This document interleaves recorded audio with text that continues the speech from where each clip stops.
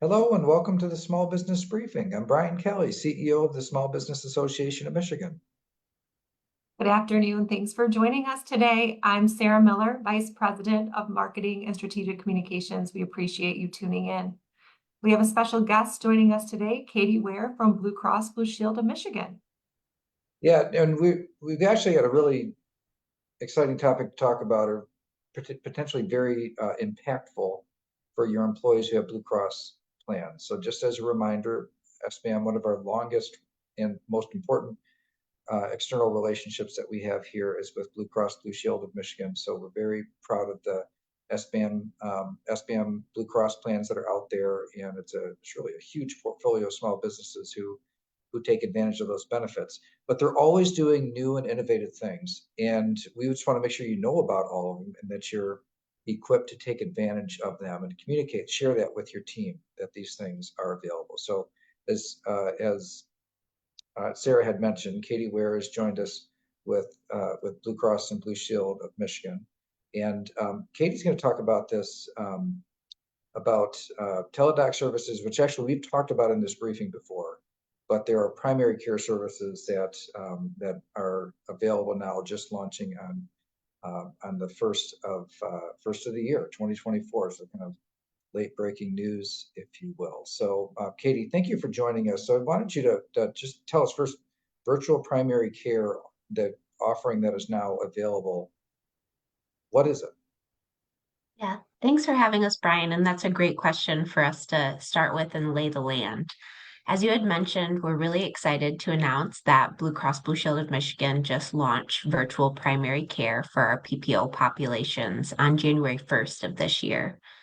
We've really found that members continue to value the convenience and the flexibility of our virtual care options, and we wanted to continue to give members the ability to access care in a quick and convenient way when they really need it. So, primary care providers give members the continuity of care along with stronger medication management and prevention, which really helps to result in overall better health and managed cost. But there's a lot of barriers in place today that prevent people from seeing their primary care physician. They might have a lack of a relationship. There could be long wait times for an appointment, or inconvenient visits really help prevent the results that we just mentioned from being realized. And we all know, we don't even have to say it, life is busy. It's difficult for people to take that time away from work to see their primary care physician. So, virtual primary care is designed with the member in mind to really meet them where they are and to help bridge the barriers to them receiving care from PCP. Virtual primary care, I would just call out quickly, the providers are licensed and board certified in family practice, internal medicine, and related specialties. And they're able to conduct annual checkups, deliver preventative care, diagnose, treat health concerns, and even manage chronic conditions. You know, it's amazing how much medicine has changed of course, that was accelerated by the experience during the pandemic, and how much more accessible things are now because of these types of changes, innovations, and embracing technology. So, but people, they have um, access, or they're part of a medical system already. Like, how does this integrate with everything else you do and everything else that's happening in like the medical life of the subscribers of the insured? That's a great question. And as you had mentioned, I know that Teladoc Health has been previously talked about on some of these informal sessions here. Blue Cross Blue Shield of Michigan currently partners with Teladoc Health for all of our condition management solutions. So that would be our programs like diabetes management, diabetes prevention, hypertension, and weight management, in addition to our mental health self-guided support, which was previously known as My Strength. So our mission for virtual care is to really help provide members with a seamless experience and an integrated experience that allows them to easily get into these solutions and be able to use them. So our partnership with different vendors, including Teladoc, is really helping to make sure that we have best-in-class vendors who are able to also help resolve some of the vendor fatigue that we see members dealing with. So the expansion of our partnership with Teladoc Health does just that by making sure that members have access to all of the programs that I just mentioned in one convenient spot, which is the Teladoc Health app. So when members log into the Teladoc Health app, they're able to see all of their information and any of those programs that they have access to. Additionally, the virtual care providers that we had just been talking about are easily able to refer members into any other Teladoc programs that the member might have access to, and that information is shared with the primary care provider on that platform, making that care integrated and an easy experience for the member. Wow. So, and so this part of it is fairly new. So you don't have that much time, but just curious, how's it going? Participation, people accessing, early feedback, indications of how utilization has been. That in the month of January, we were able to see over 117 primary care visits completed, which we were really happy with for that being our first month live with the program. And members are really excited about virtual primary care. At Blue Cross Blue Shield of Michigan, we're looking forward to continuing to close gaps for members to access primary care and really excited to see where this evolution takes us. Yeah, that's awesome. Thanks for being on the briefing. Yeah, actually, maybe I should have started with too. Like, if somebody's listening, this sounds good. Like, what's the first thing that you do that they want if they want to connect in with it? You download the app and sign in with your with the numbers on your insurance card. How does that part work? Yeah, so downloading the Teladoc Health app and registering for an account will give members access to all of the services that they currently have in place. They'll be able to see those loaded right on the home screen. And if there's any questions about addition of services, reaching out to the proper reps to talk about getting any demos set up or business cases so we can explore what that would look like would be another great step. Excellent. And of course, the team here at SBAM is always available to you as well to make the connection. So if you don't know who to call or you're struggling with something and you just want a friendly voice on the other end of the line, call, email, text us, whatever, and we'll make sure that you find the right place. Katie, thank you so much for joining us today. Yeah, thank you for having us. Yes, thanks, Katie. And as Brian said, our member care team is here to help you with your existing plan through Blue Cross Blue Shield of Michigan, or we can help you get connected and find out how easy it is to enroll with SBAM. All right, so Brian, college admissions are actually up, and this is for the first time since before the pandemic. What can you tell us? Yeah, so not up a lot, but up, and they had dropped quite a bit since at the time of the pandemic. College enrollments dropped quite a bit here in Michigan and nationwide, and they continued to fall over the course of the last 4 years.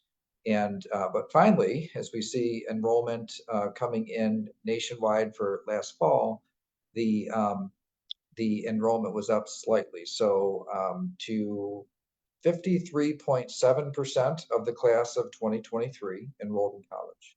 So 53.7, a little more than half.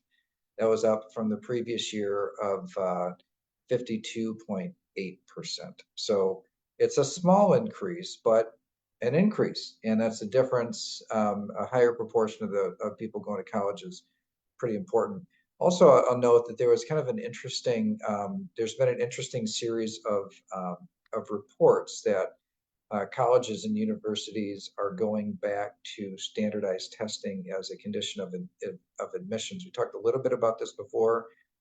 Another like Ivy League school, Yale, who had dropped those tests, standardized tests from admissions, is now adding it back in. So it is kind of a back to the future type of a situation now, where there was some thought that maybe those tests were discriminatory, or maybe those tests were not indicative of success in college. But I think colleges and universities are starting to find out that that there was important information that they gleaned from these tests regarding whether or not a person was really ready to start college, whether they could be successful, because having somebody start college and then flunk out, all it means is they don't have a college degree and they have some debt, or they spent a lot of money on that degree. Further, in reading, especially in the case of Yale. Now I know not most people don't go to a school like Yale, but what they found actually was that that disadvantaged students were less likely to get in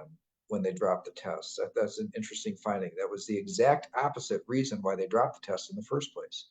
And so, I think it is there's a lot that's changing right now, and those types of discussions are happening around university board tables as well here in our state, whether or not the admissions criteria is right, ensuring that you have some success. So enrollment is just the first step.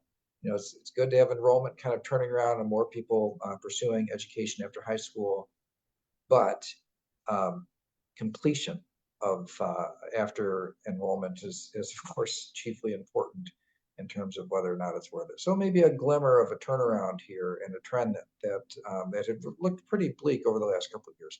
Still, when I say increase, it's not back to where it was, but an increase nonetheless. And when we were talking about this prior to going live today, you kind of mentioned that it's not always good news here. So yes, there's an increase, but there might be a catch. So what's that catch? Yeah, all of the increase was actually centered in universities. There was actually a decrease in community colleges. So it netted out still to an overall increase. That number that I gave you, that 53.7, that was overall. Now, of course, kids are going to universities and colleges. And right here, we are not talking about adults here. We're just talking about people graduating from college or graduating from high school, and what percentage is going on to college. The enrollment in four-year universities was up to 38.2%. That was up from 37. So that's where the increase came. Enrollment in two-year colleges, community colleges, went from 15.8 down to 15.5. So there was actually a decrease there, and there has been a lot of effort and resources put into community colleges, and some of them are really kind of robustly getting into it, and I think are starting to see some results. But the overall enrollment in community colleges still sliding compared to universities, and it is kind of interesting too that it's good to see the overall population moving on after high school go up.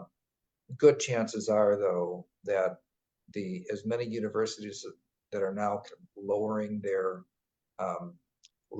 thresholds, the financial thresholds for to get assistance, it probably is resulting in more students that maybe would have gone to community college going to university. So, depending on the income of the household, there are many, many more students that go to university for free as compared to before. So some of that decline in enrollment in community college may very well be the same increase that we see in universities. So it's hard. The numbers that were published didn't articulate that well. But not all good news. Community colleges can't feel good about the position they're in at the moment. So I am curious, compared to the rest of the country, how does Michigan stack up? Yeah, we're so not particularly well. We have a long heritage of like high-paying work, relatively high-paying work without a college degree, which of course those days are long gone. But that percentage of people with post-high school education here in Michigan is less than the national average. So when the governor set the goal of 60 people with a post-high school credential, it could be a trade certificate, like a construction license, for example, would count toward that, but also community college or bachelor's degree, post-high school education, all of it. Set a goal for 60% by 2030, 60% of our population by 2030. We rank 34th in the nation right now in the percentage with a bachelor's degree at or higher at 32%, And of course, we saw from those the other enrollment numbers we talked about before. Of course, it gets you get up around that over 50%, low 50s when you include the rest of it in there. So it's quite a bit off 60%, but at least with university degrees in Michigan, we're 34th, and that is very, very highly correlated with the average income level. So in terms of personal income, per capita income, disposable income, a lot of things that people that own businesses would care about. How much disposable income does the population have? The fact that we're 34th in the nation means that, and Michigan, relative to other states, has been getting poorer, especially recently. So that's this is an important point. So that turnaround that we started this conversation with and the overall enrollment rates, pretty important when it comes to just the overall condition and prospects for our economy. Every single year that goes by, that percentage of our students that go on to education after high school in any of the forms, but I'll say especially university education, which comes with a higher income potential, that until we turn those numbers around robustly, we're going to find ourselves lagging behind the nation when it comes to average household income. All right, well, thanks for putting that all into perspective there. Let's switch gears and talk about the election, lots of elections. Let's start with the race to replace Michigan's U.S. Senator Debbie Stabenow. It looks like our Democrat candidate, Alyssa Slotkin, has some competition. Yeah, so she on that side of the ticket, she really looked like she was kind of running away with it, and probably still is. But Hill Harper, who is from Detroit and also has had a career in the entertainment industry and also in business, has filed the signatures to run for office. So that's a really big step to turn in your signatures. That's how you qualify for the ballot. And it's not an insignificant number of signatures. You need about 30,000. Well, you need a minimum of 15,000, but some of them are always going to be invalid for various reasons. And so it's better to turn in, like 25 to 30,000 and to make sure you cross that threshold. Bill Harper's campaign actually turned in the signatures, which was, I'll say, a little bit of a surprise that happened. I don't know if that sounds hard to you or to people watching, to collect tens of thousands of signatures for a campaign. Speaking as somebody who's done it, it's extremely difficult. Okay, so somebody had never run for office before getting that done. It does kind of put the campaign in a different light. So on the Democratic side of the aisle, you see Hill Harper and Alyssa Slotkin. Republican side of the aisle, much more crowded. There's many, many candidates on that side. Three that kind of rise to the top in terms of that seem to have the kind of organization and resources to make a real go at it. Still the same as before. Former Congressman Mike Rogers, former Congressman Peter Meyer, and business person Sandy Pensler. So there are several other candidates as well, including Nikki Snyder, who is on the State Board of Education on that side of the aisle. So very, very active race. I would still, on the Democratic side, still definitely call Alyssa Slotkin the primary or the front runner in that race. The Republican side, definitely less clear who the front runner is, but clearly going to be a contest on both sides now. All right, and then this Tuesday is Michigan's presidential primary, and there's some presidential action leading up to that date. Yeah, so we've had visits here in Michigan from the president and also from the former president, but there are others that are coming ahead of the presidential primary. Vice President Harris joining or visiting the state, and also come this weekend, and then so Sunday and Monday, I think Nikki Haley is going to be personally in the state on both Southeast and West Michigan. So pretty active. Not at all surprised by that our state continues to be of interest. At this point, I think people are really kind of looking ahead, looking at polling. It seems a foregone conclusion that that Joe Biden will win the primary on his side of the ticket. Donald Trump will win the primary on his side of the ticket. But there are interesting kind of sub stories in this. Definitely, Nikki Haley has vowed to stay in the primary for the duration or over the long term, at least through Super Tuesday. And so that's a when the a lot of times people look at, well, not close in polling, why do that? But seems to have the resources and the ability to stay in. The and then on the other side of the ticket, the side story that in Michigan here is that one of the options you pick is uncommitted.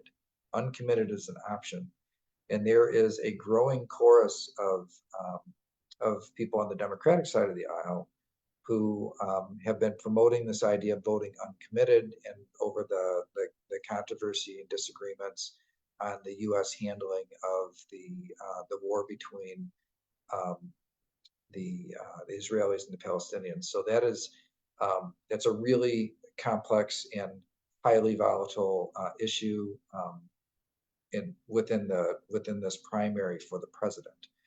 And so you see a member of Congress from Michigan, Rashida Tlaib, who has endorsed and indicated that she's going to vote uncommitted to send a message. And the mayor of Dearborn as well, a former member of the Michigan legislature, has done the same. So I don't think there's any chance that uncommitted wins the primary. I don't think that that's a realistic possibility. But there are some pollsters that have suggested that it could be as high, that vote could be as high as 20 or 30% of the Democratic primary, which I think would kind of send shockwaves through the system, because Michigan is a must-win state for the president. It's difficult to imagine a scenario where he gets reelected without Michigan. And the idea that the base constituency would send a message like that has got to make them feel nervous. So ironically, Michigan's early primary, while the winners of the primary seem to be a foregone conclusion, I think all eyes are going to be on the uncommitted vote on the Democratic side, just to see how deep that the political base issue is for the president. So not exactly the reason why I think those who wanted an earlier primary would have wanted the attention on Michigan, but that's what we've got, and so it'll be an interesting cycle nonetheless. And so Tuesday is the primary day, but we've had early voting here in Michigan for the first time. Kelly Saunders went into some detail on Monday's show about that process. So I'm just curious, Brian, any insight into how it's going? Well, there's not been a lot of early voting, considering that this is statewide. It's a statewide election. It's a presidential election, but the participation in early voting has not been particularly robust. In fact, it's been somewhat anemic. The part of the issue is that it's new, but also there really wasn't funding that was provided to local governments to staff up for more than a week polling locations. It's kind of expensive to run elections. You have to have people there all day, from early in the morning all the way through till to mid-evening, and that is it's expensive. So what many counties have done is they've got just a very limited, in some cases just one location for the entire county where people can go and vote. So I think it's going to be hard for people to look at early voting and consider it to be a big success for this presidential primary based on what's happened so far. But I do expect that you'll see a high proportion of the other kind of early voting, which has been around for a long time, called absentee voting. And as a practical matter, Michigan's always had early voting. It's called absentee voting. They go a lot earlier than 9 days before the election. So I think you'll probably see an increasing or a continuing trend of increasing participation in absentee voting. I don't think anybody's going to look at early voting at least from this cycle and say, wow, good thing we had that. Look at everybody who took advantage of it. At least so far, it doesn't look that way. All right. Well, that's all we have for you today. Thanks for tuning in. We appreciate it. We'll be back here Monday at 3 p.m. Have a great rest of your week. Thanks, everybody. See you on Monday.